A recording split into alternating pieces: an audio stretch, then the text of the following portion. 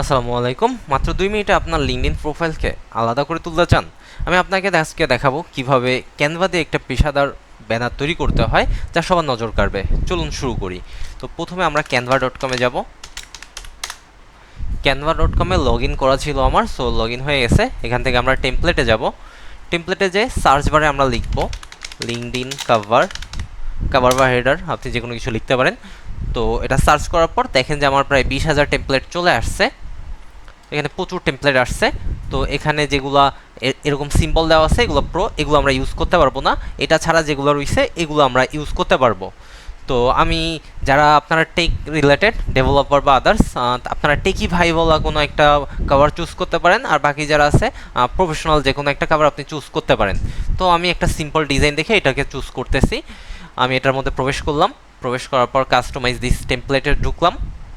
এটাতে ঢোকার পরে মোটামুটি এই জিনিসটা পুরোটাই আমি এখন এডিট করতে পারবো। তো এখানে আমি আমার নামটা লিখতেছি, আব্দুল হামিদ নামটা লিখলাম। আমি আমার রোলটা লিখতেছি ফুল স্ট্যাক ডেভেলপার। আমি এখানে আমার নাম্বারটা অ্যাড করতে পারবো, +880198575757 যে কোনো একটা নাম্বার আমি আপাতত লিখলাম। এখানে আমি আমার ইমেলটা অ্যাড করতে পারবো। এখানে আপনি যে কোনো কিছু চাইলে অ্যাড করতে পারবেন, চাইলে রিমুভ করতে পারবেন, এটা আপনি পুরোটাই আপনার ইচ্ছা মতন। তো আমি বেশি কিছু এখানে করতেছি না। এখানে আপনি আপনার পোর্টফোলিও লিঙ্কটা অ্যাড করতে পারেন আর কি। তো আমি এখানে একটা হাবিজাবি একটা পোর্টফোলিও দিয়ে রাখতেছি, 000 হইল। ঠিক আছে, একটা ভাইব চলে আসলো। এখন ঝামেলাটা হলো ইমেজটা নেওয়া। ইমেজটা কিভাবে চেঞ্জ করব?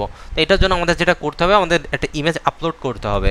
আপলোডে যাব, আপলোড ফাইলে যাব, যাওয়ার পর এখান থেকে আপনারা হলো এখানে আপলোড করে নিতে পারবেন। অলরেডি আমি একটা আপলোড করে রাখছিলাম। তো আপলোড করার পর এরকম একটা কন্ডিশন আসবে। তো এটাকে আপনি ধরবেন, ড্র্যাগ অ্যান্ড ড্রপ করে এটার উপরে রাখলে দেখবেন যে এরকম নিয়ে নিচ্ছে। তো দেখেন রিসাইজ হয়ে গেল। তো তৈরি হয়ে গেছে মোটামুটি আমাদের কভারটা। তো এখান থেকে মোটামুটি আমাদের পরবর্তী স্টেপটা আরও ইজি।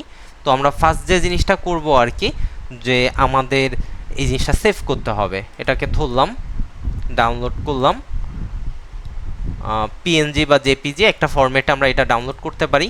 তো ডাউনলোড দিলাম, আমি পিএনজিতেই ডাউনলোড করব। তো ফাইনালি ডাউনলোড হচ্ছে।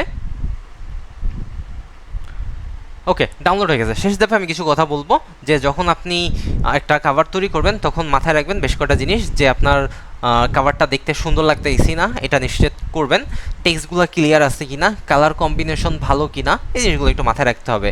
আর আমাদের ক্যানভা অটোমেটিক্যালি লিঙ্কডইনের যে ফরম্যাটটা, ইমেজ ফরম্যাট, এটা ঠিকঠাক রাখে আর কি। তো যাই হোক, 2 মিনিটে মোটামুটি আমাদের কাভারটা তৈরি হয়ে গেছে। তো ভিডিওটা ভালো লাগলে লাইক করুন, আরও টিপস পেতে সাবস্ক্রাইব করুন, কমেন্টে জানান আপনি কী ধরনের ব্যানার বানিয়েছেন। সবাইকে অনেক অনেক ধন্যবাদ। আল্লাহ হাফেজ।